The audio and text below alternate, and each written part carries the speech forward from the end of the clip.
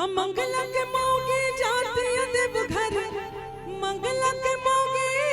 जाती देव घर, पहिर के गेरुआ साड़ी सजनवा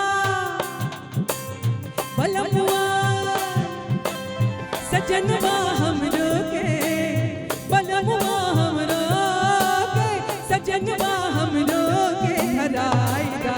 पटना से कौन गाड़ी सजनवा हमरो के धराईदा पटना से कौन गाड़ी बलमुआ हमरो के धराईदा पटना से कौन गाड़ी। मंगला के मौगी जाती देव घर, मंगला के मौगी जाती देव घर, पहिर के गेरुआ साड़ी सजनवा बलमुआ सजनवा हमरो के बलमुआ हमरो के सजनवा हमरो के धराईदा पटना से कौन गाड़ी सजनवा हमरो के धराईदा पटना से कौन गाड़ी बलमुआ हमरो के धराईदा पटना से कौन गाड़ी।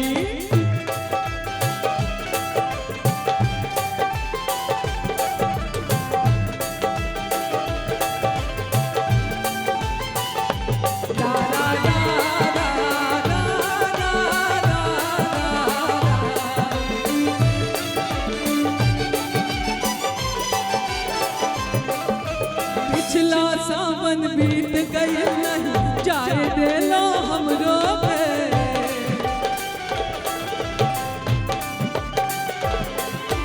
पिछला सावन बीत गई नहीं जाए देला हमरो पे, अब की बात न मानो बसैया समझाई ले तोहरो के।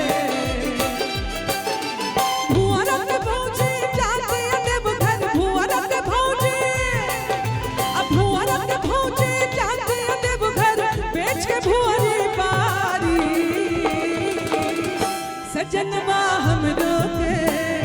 बलमुआ हमरो के सजनवा हमरो के धराईदा पटना से कौन गाड़ी सजनवा हमरो के धराईदा पटना से कौन गाड़ी बलमुआ हमरो के धराईदा पटना से कौन गाड़ी।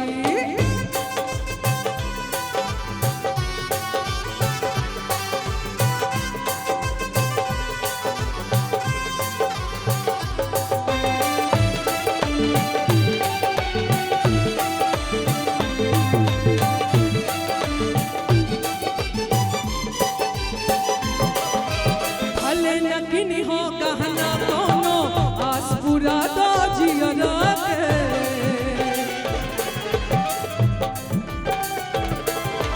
भले नगिनी हो कहना कोनो आस पूरा दो जियरा के, बिनय बलमुआ पतिया मानो भेज दो देव घर हमरो के।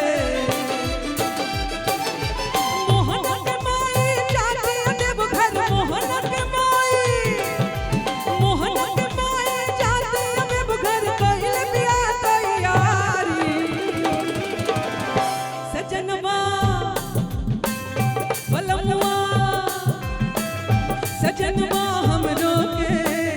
बलमुआ हमरो के सजनवा हमरो के धराईदा पटना से कौन गाड़ी सजनवा हमरो के धराईदा पटना से कौन गाड़ी बलमुआ हमरो के धराईदा पटना से कौन गाड़ी। बोल बाप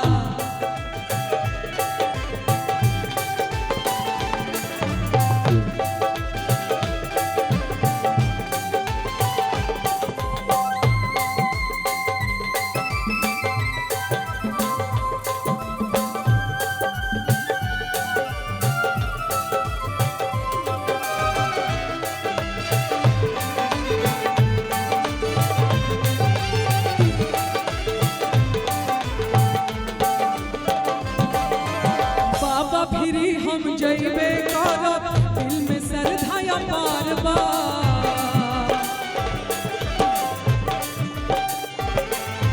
बाबा फिरी हम जइबे करब दिल में श्रद्धा पारबा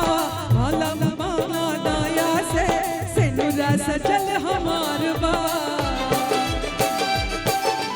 चंद्रा के चाची जाती देवघर चंद्रा के चाची जाती देवघर छोड़ के खेती बाड़ी